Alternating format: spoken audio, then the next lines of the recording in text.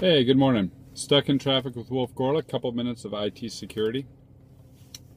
Thinking today, since it's October, right? So we're getting ever closer to Halloween, and that has me thinking about the well-known Freddy Krueger effect, right? Which is where you're confident, everything's going well, rock star.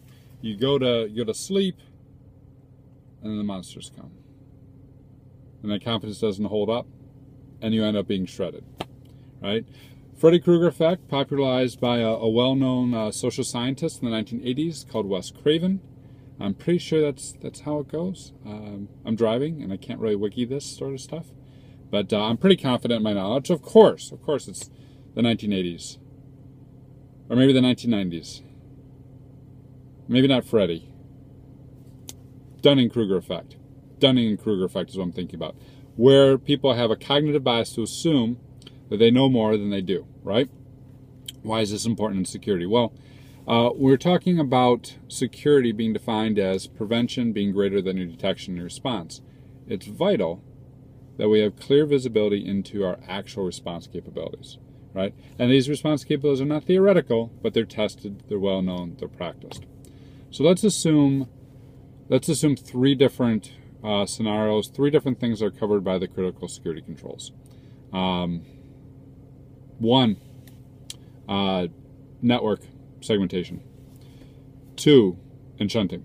DNS, shunting, and black holing. Three, backups. Backups are a perfect example. So all three of those are covered in security controls. One, let's assume that a computer gets infected, it's spreading malware everywhere, it's become the Freddy Krueger of our network. What do? You click a button and you move that system or affected systems, maybe a whole department, onto a separate network, which has nothing on it except for maybe your tools for forensics and cleaning it up, right? Network shunting, boom, done. Moving on. Number two, DNS black holing. So you got spam that hits your network. You've got a botnet that's infecting your network.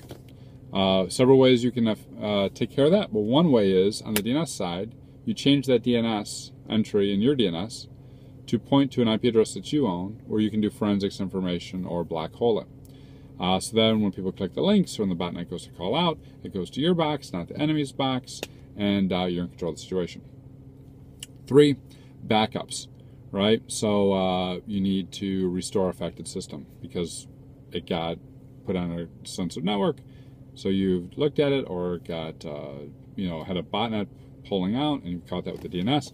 You've got to restore that system now back to a pristine state and restore the files. When I talk to people, I always hear the same things. Sure, we restore files all the time. Users ask us like once a month, so we must be okay. I don't think that's the same thing. Two, no. We've got good DNS admins. I'm sure they could set up, they could change DNS records. They do it all the time for us when we put up new sites. I don't think that's the same thing either. Three, oh yeah, VLANs. My network admin, we create VLANs all the time. We can easily put things into a different. No, just no. Stop right there. I'm not saying that's the Dunning-Kruger effect, because I'm sure there's some psychologists out there who are watching this who know better than I. I'm not saying this is the Freddy Krueger effect. I am saying that if your confidence is based on the fact that you never did it, but hey, I'm sure because it sounds easy, that's a problem. That's a big problem. So think about what response techniques you have. Think about how often you practice them. And if you haven't practiced them and they're reliant upon, yeah, it sounds easy, we got a guy, you might want to try it again before you're asleep and confident and your network ends up shredded. Have a good one.